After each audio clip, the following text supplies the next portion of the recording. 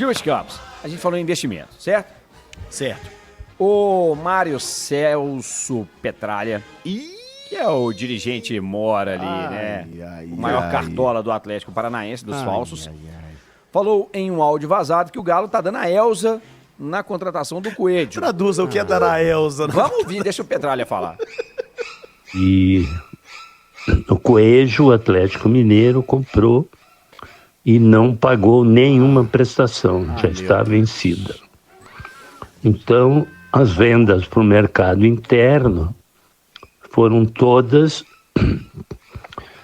previstas no nosso fluxo de caixa e, infelizmente, não serão realizadas. Olha aí. Uai, que time caloteiro, meu Deus. Não, do mas céu. esse negócio quando a gente compra, a gente tem que pagar também? Dizem que tem, viu? Parece que tem que pagar. Devo, não pago, nego enquanto puder. Depois desse áudio, o Petralha ainda tinha falado de outras negociações, Do como Vasco. o Fluminense com o Canóbio, o Vasco com outro cara lá, enfim. Também não recebeu? Não. Que não teria recebido. Pô, mas que O azar, Atlético Paranaense teve que, inclusive, vir a público divulgar uma nota oficial falando que o Fluminense está completamente em dia com as suas obrigações. Certo. Ele não fez o mesmo com o Atlético. Fui buscar informação no Atlético, o Atlético não vai se manifestar sobre o tema, mas é o famoso devo, não pago, nego enquanto puder. Não entendi nada. Gilbert, o Atlético fala assim, negociação de jogador a gente tem a receber atrasado, tem a pagar atrasado e sobre isso o Atlético não se pronuncia.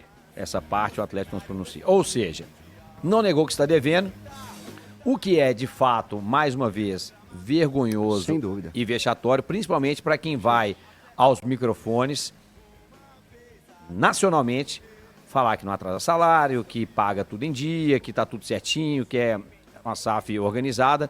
Então, acho que isso não pode acontecer. Isso depois contra o Atlético, daqui uns dias, depois aí desse negócio do Cuiabá, agora essa do Atlético Paranaense, os clubes vão querer negociar com o jogador só à vista, com o Atlético só à vista.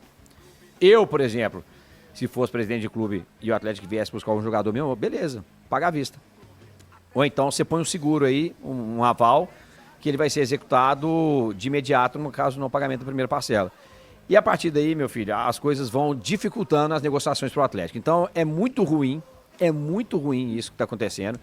O Atlético já foi ao mercado captar debêntures para mudar o perfil da dívida, botar uma dívida mais barata e mais alongada em relação a essa dívida mais cara e de mais imediata que o Atlético tem para pagar.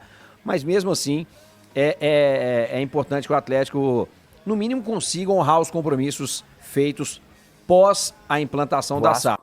Posso garantir que o Guga não faz parte dessa lista. Agora de falar sobre o Clube Atlético Mineiro, o Galo tem dívidas na praça e elas vão aparecendo aos montes. Nessa semana, o presidente do Atlético Paranaense, o Mário Celso Petralha, contou que o Galo não pagou nem sequer um centavo pela compra do atacante Coelho.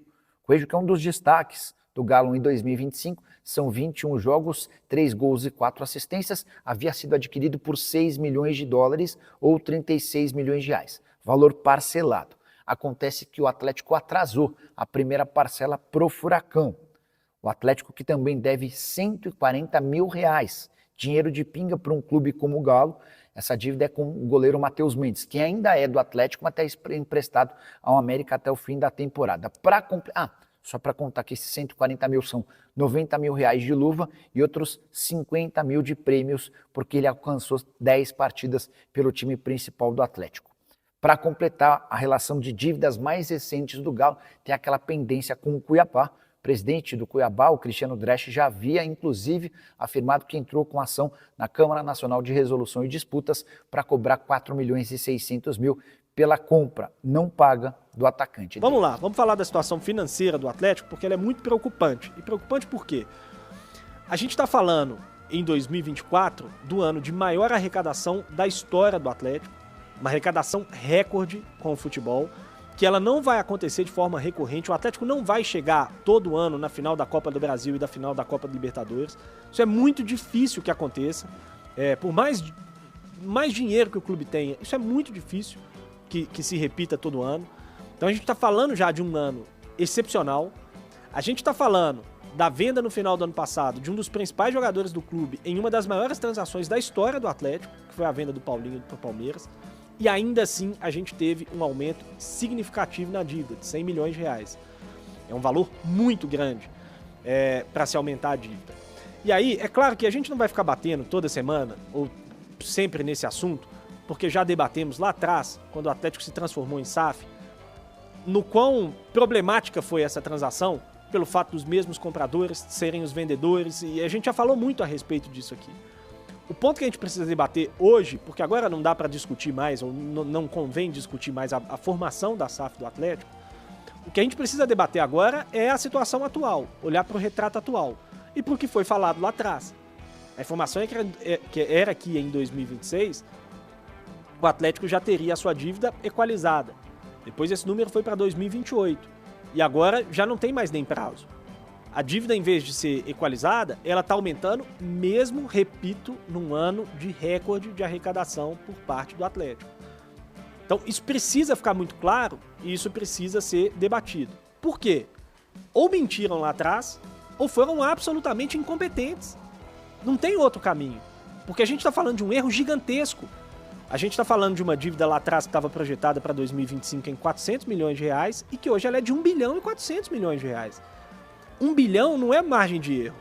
Porque é lógico que quando você vai fazer um planejamento financeiro para um clube desse tamanho, você é surpreendido no caminho com muitas coisas, né? Os donos do Atlético têm falado muito a respeito da questão da taxa de juros, que de fato era esperada terminar o ano em 8, terminou o ano em 12. E isso é significativo, evidentemente. Mas não é só isso que justifica uma diferença de 1 bilhão de reais no planejamento lá de trás para agora.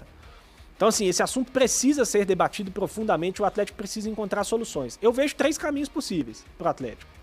O primeiro caminho é apertar o cinto. Apertar o cinto. E para isso precisa falar a verdade com o torcedor, que é difícil. Difícil falar a verdade com o torcedor. Mentir às vezes é mais fácil. Mas você precisa chegar para o torcedor e explicar. Olha, a situação financeira ela é caótica, o clube não tem como pagar a dívida dessa forma, nós vamos ter que reduzir brutalmente o investimento para que o clube consiga pagar a dívida. Vai precisar ter coragem para fazer isso. Primeiro porque o discurso lá atrás era muito diferente, era de contratar um Hulk por ano, e agora vai ter que ser de vender um Hulk por ano. Essa é a primeira possibilidade. A segunda possibilidade é a recuperação judicial. O Atlético é o único clube que se transformou em SAF com uma dívida gigantesca e que optou por não fazer a recuperação judicial. Porque não interessa aos donos, porque, de certa forma, eles são os credores. Enfim, é uma situação complexa. Então, essa recuperação judicial ela não foi um caminho definido pelo clube, mas seria uma possibilidade para equalizar essa dívida. Ou a terceira, Miranda, é colocar muito dinheiro. Vai ter que aportar bastante dinheiro para conseguir respirar, porque a tendência é essa dívida aumentar. A situação do Galo não está fácil, Grace. Começando aí da terceira, se não forem os próprios investidores que estão lá dentro, quem teria interesse em investir numa empresa que não está conseguindo fechar suas contas? Tem que ser alguém muito apaixonado, que não preocupasse com o retorno financeiro. Aí você vai ter que mover pelo coração algum investidor que quer ajudar o Galo, porque não tem perspectiva de fechar o ano no verde. A perspectiva é que as dívidas aumentem. Então, não há interesse de um investidor pensando na parte econômica. Vai ser só na parte da paixão, na parte da emoção.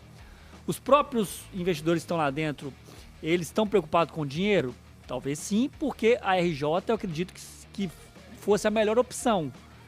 Por mais que esteja dentro da lei, eu não acho que a RJ é muito legal, principalmente para os credores. Ela é péssima para o credor. Ela é um favorecimento gigantesco para a empresa que está devendo. Ela é ruim para o credor, mas talvez numa situação em que não houvesse, por exemplo, nem margem para pagamento, a RJ pelo menos garante. Solução. Ela pode garantir que você vai receber o seu dinheiro. Né? O problema é que, como a gente está no Brasil, às vezes eles usam da RJ aí é outra história. Para fazer, né? Se beneficia da lei, sendo que poderia ter outras soluções melhores. E o Galo não optou por isso. Essa, para mim, é a melhor solução. Porque a solução também de uma austeridade, de diminuir muitos custos, você também, na teoria, tá? Na teoria, você diminui premiação, você diminui visibilidade. Porque seu time, na teoria, vai ganhar menos. Você passa a ter que ser muito mais competente nas decisões. Cara, e é muito difícil É de futebol. A gente tá difícil, vendo que o difícil. dinheiro é completamente proporcional Está ao diretamente resultado. ligado aos resultados. Botafogo, Flamengo, Palmeiras, o próprio Galo, o Cruzeiro a gente vai ver agora.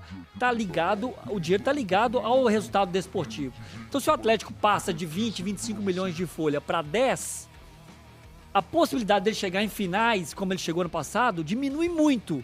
E os prêmios que chegaram a 200 milhões quase, eles vão se reduzir a 50. Então é uma conta muito difícil de fazer quando você fala, vou adotar austeridade total, não invisto mais, minha folha vai reduzir pela metade. A chance de você diminuir sua receita também, ela cresce muito, porque o próprio patrocinador que te pagaria 50, ele vai te pagar 30. Pô, se só tem moleque no plantel, meu time não vai estar seu time não vai estar na vitrine, eu te pago menos. Então é uma conta muito difícil de ser feita. Mas, dito tudo isso, a RJ, né, a recuperação judicial, é o mais plausível, pensando em Galo, pensando no Atlético, a se fazer nesse momento. E aí, Cabidão, situação complicada, né? Não, é difícil porque quando a gente pensa que o Atlético teve superávit e a dívida aumentou, você fala assim, cara, é juros comendo em cima de juros. Rapidinho, e a venda do Paulinho está incluso já nesse balanço, né? Sim, foi Nós feita estamos no ano falando mais passado ainda. O Galo tem 80% do passe. 90 né, milhões de reais o Bruno Musi falou ontem, que ficou mais ou menos o com o 80% Atlético. significa mais ou menos 90 milhões de reais. Que seria, então, sem a venda do Paulinho, 180 de déficit. Seria 1,5 bilhão de dívida. 90 milhões de